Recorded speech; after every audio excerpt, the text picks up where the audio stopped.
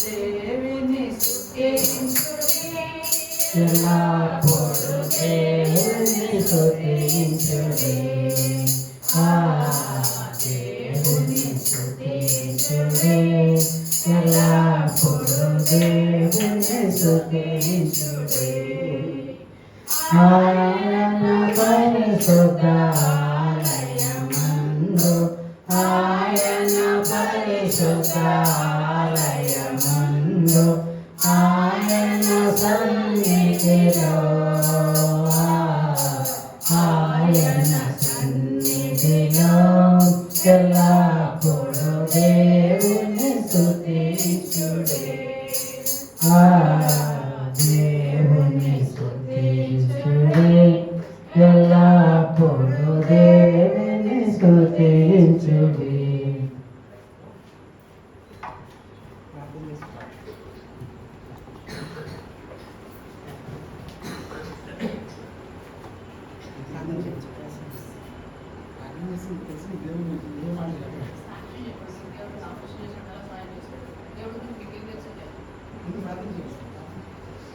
స్థుతి స్తోత్ర ప్రభావంలో ఉన్నాం తండ్రి కృతజ్ఞతలు.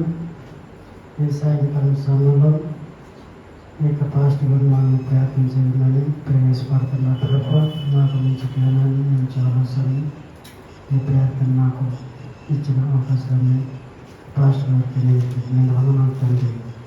ఆమె మత్తయి సువార్త చెప్పండి. మత్తయి సువార్త 5వ అధ్యాయం 9వ వచనం. సమాధానపరచువారు ధన్యులు. దీనంతా తీసుకోవాలండి. సమాధానం పరిచిన వారు ధన్యులు, వారు దేవుని కుమారులు అనబడదురు. దేవుని కుమారులు అనబడదురు. దాని గురించి చెప్పండి. దేవుని కుమారులు అంటే సమాధానపరచాలి అందరికీ. మనం దేవుడి బిడ్డలం కాబట్టి ప్రతి ఒక్కరికి కూడాను మనం మంచోరికైనా చెడోరికైనా ప్రతి ఒక్కరికి కూడా మనం మంచిగా మనము సమాధానం చెప్పుకొని వెళ్ళాలి. బాబు నువ్వు బాగా తిరగాల, దేవుడు అడగజాడులో నడవాలా, దేవుడి మార్గంలో ఉండాలా.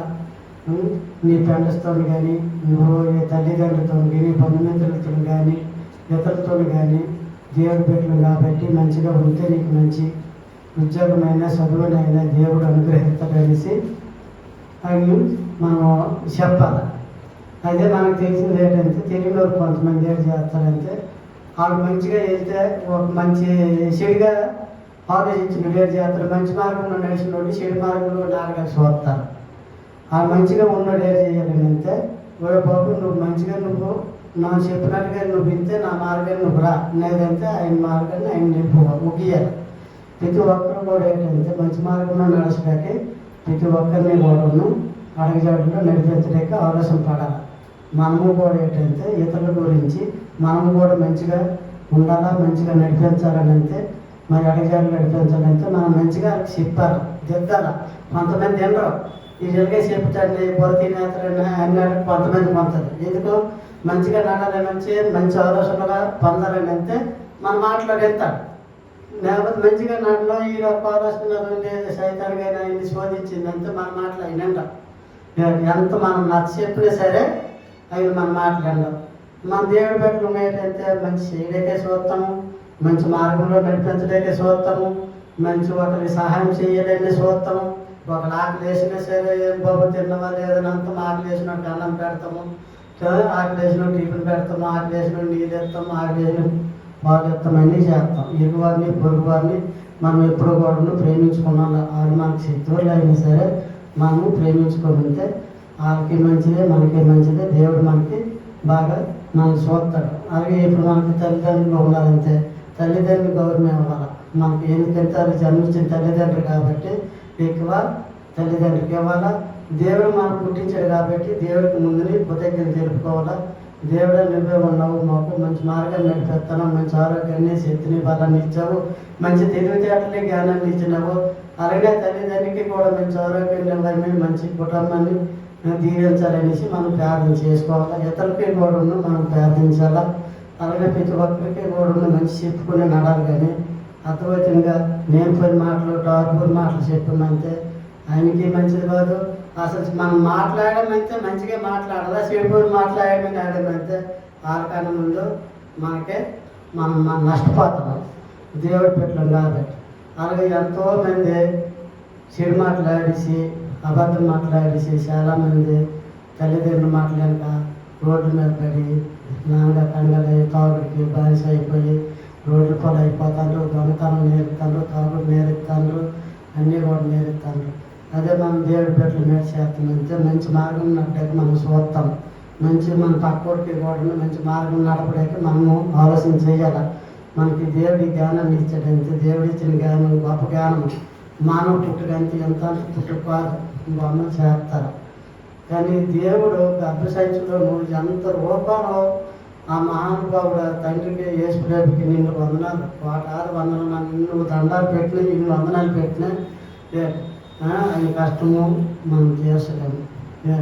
అంత పుట్టుగా మన మానవ పుట్టుకంటే ఎంతంత ఆలోచన పుట్టుకు అది సృష్టించిందల్లా దేవుడు పుట్టించాడే తప్ప కానీ బాబు నువ్వు దొంగతనం చేయి, నువ్వు అటు తిరిగి ఇటు తిరిగి నన్ను మంచి మార్గాన్ని నడిచి నీ జీవితంలో నువ్వు తల్లిదండ్రులు పోషించు, తల్లిదండ్రులు గౌరవ భార్య పిల్లలు చూసుకో, భార్య పిల్లలు ముందు మంచిలో నడిపించు, మంచి మార్గం నడిపించు అనేసి దేవుడు చెప్తాడు. కానీ ఇవన్నీ కూడా నేర్పని మాటలు అర్థమవుతుంది తిరగమని, చెడు అవసరం చెరమని, చెడు పనులు తిరగమని దేవుడు చెప్పడండి. ఎప్పుడు మనమే మన ఆలోచన మీదే ఆ దేవుడు మన ఆలోచన మీదే పంపుతాడు.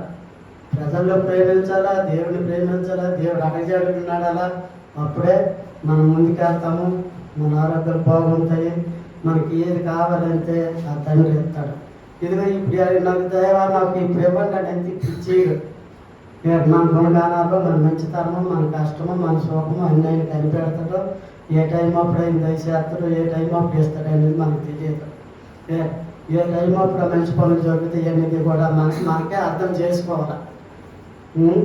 దేవుడు ఇచ్చిన ఇది అన్నమాట. అది పాటలోకి నేను చెప్పింది చెప్పండి. నా నిమిత్తము జనులు మిమ్మల్ని నిందించి హింసించి మీ మీద అబద్ధముగా చెడ్డ మాటలల్లా పలుకున్నప్పుడు మీరు ధన్యులు సంతోషించి ఆనందించుడి. పరలోకమందు మీ ఫలం అధికమగును. మీకు బలవంతుడు ఇలాగున వారు పూర్వమందున్న ప్రవక్తలు కూడా హింసించిరి. హింసించడి. దీని గురించి చెప్పండి. జనులు దేవునిలో నిజాయితీగా ఉంటే జనులు హింసిస్తారు. నిజాయితీగా ఉంటే దేవుళ్ళను నిజాయితీగా ఉంటే మనం దేవుడిని ఎంతో నమ్ముకున్నాము. నాకైతే మా ఊళ్ళో కానీ పుట్టిన అక్కడిని కానీ నేను పని చేయడమే తప్ప కానీ చేయడాల్సిన లేవు. కానీ దేవుడిని నమ్ముకున్నాను కాబట్టి నాకు కష్టం ఇచ్చాడు. ఆ దేవుడు నన్ను స్వతస్పరిచాడు. ఆ దేవుడికి నేను వందనాలతో. మీకు అందరికీ తెలుసు, నేను జిఎంఆర్లో 95లో జాయిన్ అయ్యానంటే నేను 30 సంవత్సరాల సర్వీస్లో నేను ఒకసారి కష్టం పడ్డాను. ఆ కష్టం ఇచ్చినాడు. బయట టిఫిన్ కూడా చేయను, టీ కూడా తాగను. అలాగనేసి దేవుడిని అయితే ఎవరైతే ఎక్కువ ప్రేమిస్తారో వాళ్ళ కష్టాలు వస్తాయి. దానికి మనం సంతోషించుకోవాలి. దేవుడే నువ్వే ఉన్నావు, నీకు తప్ప మాకు సహాయం ఎవరూ లేరు తండ్రి, మనం ప్రార్థన చేసుకోవాలి. వస్తాయి అన్నింటిలో కుటుంబం తొలలు వస్తాయి, దేవుడు కష్టం పెడతాడు. అన్నింటిలో కూడా మనం విడిచిపెట్టి దేవుడే నువ్వే ఉన్నావు అనుకుని మనం తలదించుకొని ముందు తలెత్తుకొని వెళ్ళాలి. దేవుడా మీకు తప్ప మాకు ఎవరు లేరు అంటే మనకన్నా ముందు దేవుడే మనల్ని నడిపిస్తాడు. దేవుడు మనకు ఎప్పుడూ తోడై ఉంటాడు. అంత మాత్రం నేను మించుకోలేదు. మన బాధలు వస్తాయి, కష్టాలు వస్తాయి, సుఖాలు వస్తాయి. దీన్ని కూడా హింసించకూడదు, ఎప్పుడైనా పడకూడదు. ఆ దేవుడి మీద పరుగు భారం ఎత్తితే అన్నీ కూడా ఏది కావాలంటే అదే మనకు సమకూరుస్తాడు. నేనైతే ఆ 95లో మా భార్య తీసుకొని నేను 400 జీతానికి వచ్చాను.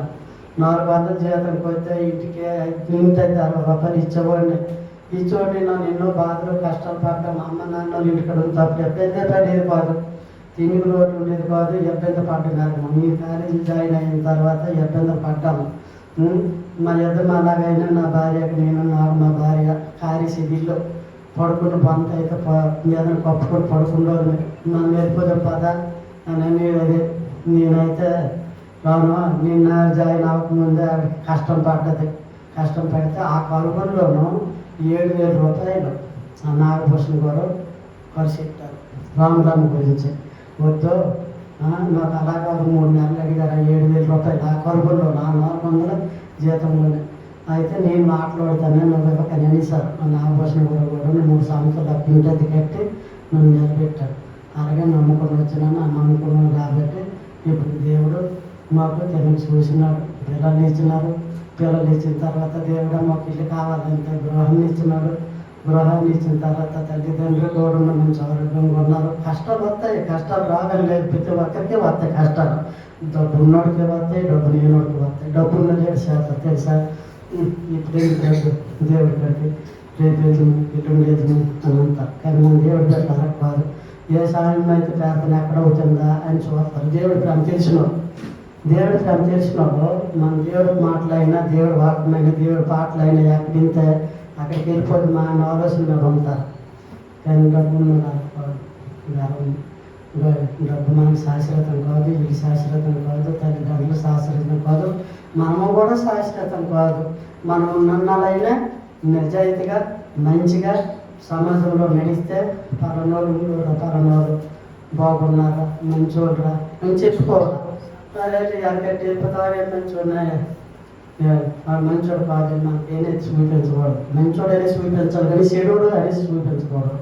అది ఎప్పుడో కూడా మనం గుర్తించుకుంటే మన సమాజంలోనూ విలువ ఉంటుంది, గౌరవం ఉంటుంది, మంచి ఉంటుంది, శ్రద్ధ ఉంటుంది. రేపు పొద్దున్నే సరే మనం చనిపోయినా సరే ఆ దేవుడి కాడికి పర్లోక రాజ్యానికి మనకి స్థానం ఉంటుంది.